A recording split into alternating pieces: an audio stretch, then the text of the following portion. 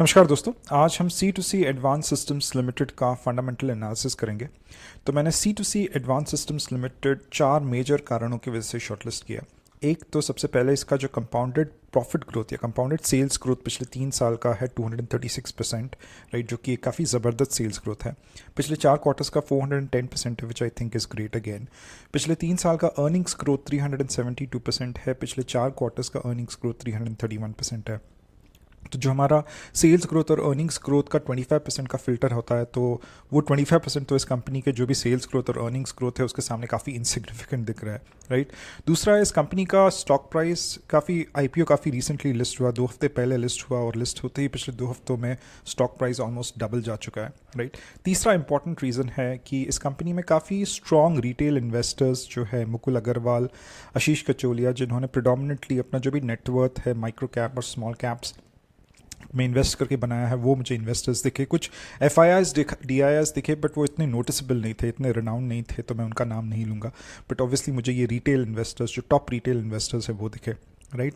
और ये कंपनी एक डिफेंस कंपनी है, तो मैंने पिछले 3 सालों में 4 सालों में जो भी डिफेंस में रैली हुई वो एक तरह से मिस आउट कर दिया। तो कहीं ना कहीं मैं डिफेंस कंपनीज को काफ़ी नज़दीक से एक तरह से सेक्टर को ट्रैक करता हूँ कि अगर मुझे कुछ इसमें वैल्यू मिल जाए, कहीं पे कुछ मिल जाए, क्योंकि अभी जो कंपनीज है वो बहुत ऊपर जा चुके हैं, प्राइसेस उनके कुछ वैल्यू नहीं दिख रही है। तो अगर कहीं कुछ वैल्यू मिल जाए तो फिर यार बात बन सकती है, राइट। तो इस कंपनी का जो मेन प्रोडक्ट है, ये कंपनी एक टेक कंपनी है और ये कॉम्बैट मैनेजमेंट सिस्टम्स बनाती है, राइट। तो कॉम्बैट मैनेजमेंट सिस्टम्स बनाती है company. It has a complete tech stack, complete जो टेक इकोसिस्टम है, सॉफ्टवेयर, हार्डवेयर, फर्मवेयर, एक तरह से उसको एक तरह से एकत्र लेके आके उसको एक साथ में लेके आके कॉम्बैट मैनेजमेंट सिस्टम्स बनते हैं, जिनके एप्लीकेशंस आर्मी, नेवी, एयरफोर्स में होते हैं। तो जैसे आप नेवी की बात करें तो नेवी में आपके जो शिप्स होते हैं, वेसल्स होते हैं, उसका पूरा मैनेजमेंट, उसका पूरा नेविगेशन, राइट।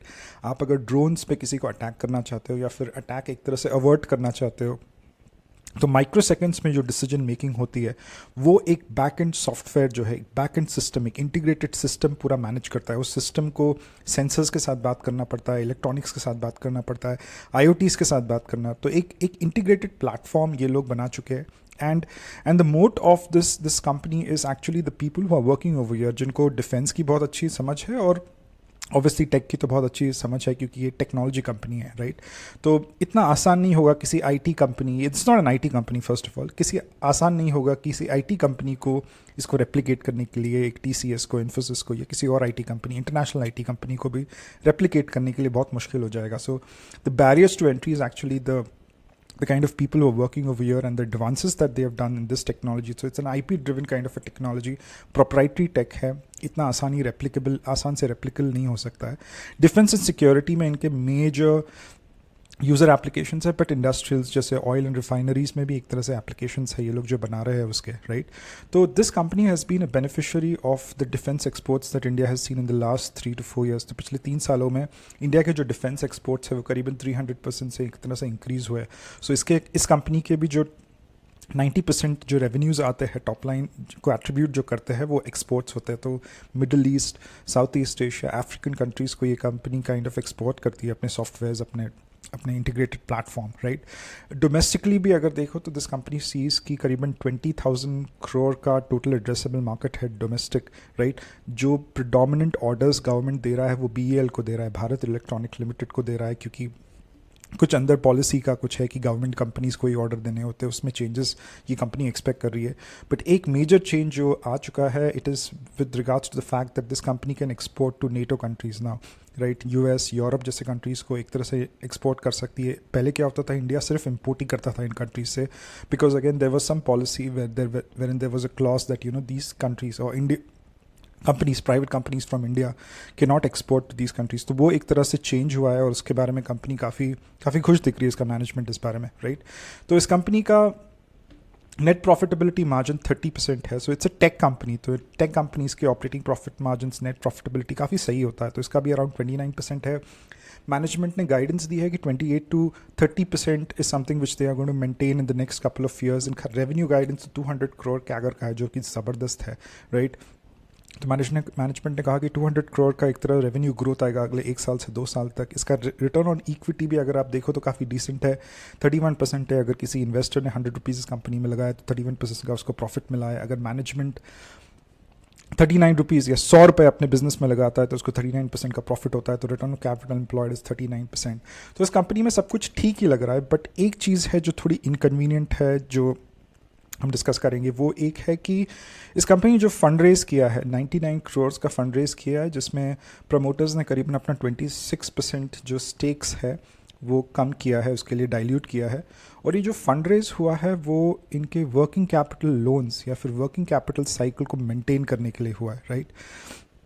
तो ये कंपनी जिन क्लाइंट्स के साथ काम करती है उनके साथ माइलस्टोन बेस्ड पेमेंट होता है, जिसकी वजह से इनके रिसीवेबल डेज जो है वो बहुत ज़्यादा रहता है। अगर आप रिसीवेबल डेज देखो, एक तरह से 2021 में तो 602 था, अभी जाके 380 है, और मैनेजमेंट ने कहा है कि ये मैक्सिमम या फिर हम मिनिमम 150 to 180 लेके आ सकते हैं, उससे नीचे नहीं जाएगा। This is how the nature of business that we are operating in. ये 150 या 180 के नीचे नहीं जाएगा receivable days, it will be staying over there, right. तो receivable days is a prolong receivable days, milestone based payments होते हैं, clients करते हैं इनके पास, so that takes a lot of time. इनका जो पेएबल डेज है वो भी थोड़ा ठुका हुआ है, क्योंकि इस कंपनी को आईओटी की सब सिस्टम्स की ज़रूरत पड़ती है, बहुत सारी चीज़ें इंपोर्ट करनी पड़ती है, because it's just not a software company, right. It's an integrated platform which kind of import सब सिस्टम्स, सेंसर्स एक्सेट्रा, राइट। तो ये जो वेंडर्स के साथ प्रोक्योर करते हैं जो सिस्टम्स, उनका पेमेंट इनको 21 दिनों में करना पड़ता है, 21 डेज में पेमेंट करना पड़ता है, राइट।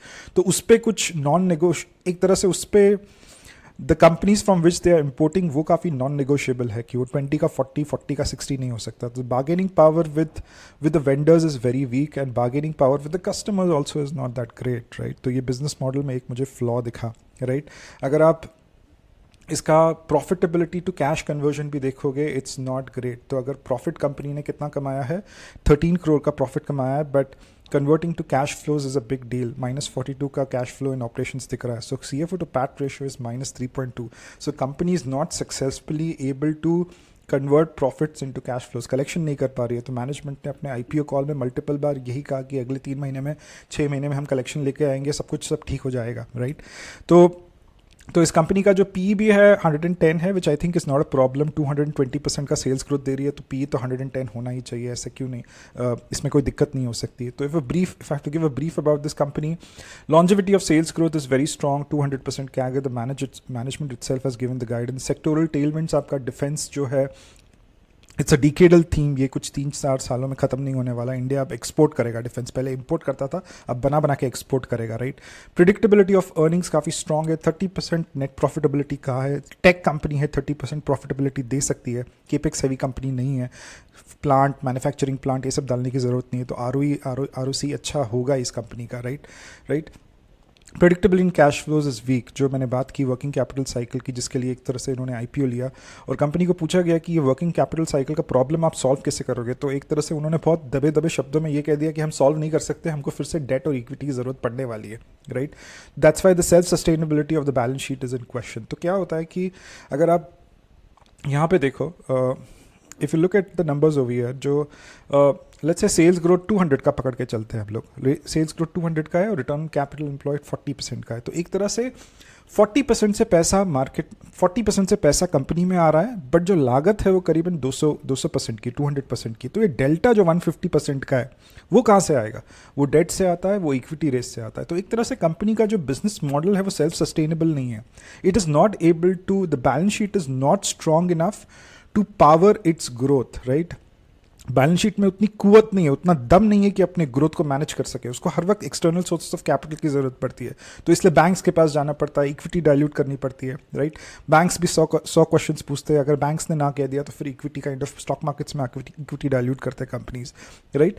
तो वो बैलेंस शीट में कुवत नहीं दिख रही है। तो 2 चीज़ें हो सकती है, एक तो कंपाउंडेड सेल्स ग्रोथ कम हो जाए, राइट, 200 से लेट्स से 100 हो जाए, या फिर रिटर्न ऑफ इक्विटी जो 30 या 40% है वो इंक्रीज होकर 80 या 90% हो जाए, राइट। तो ऑब्वियसली हम तो नहीं चाहेंगे कि कंपाउंडेड सेल्स ग्रोथ कम हो या सेल्स ग्रोथ कम हो, हम चाहेंगे कि रिटर्न ऑफ कैपिटल एम्प्लॉयड ही अच्छा हो, रिटर्न ऑफ इक्विटी अच्छा हो, राइट।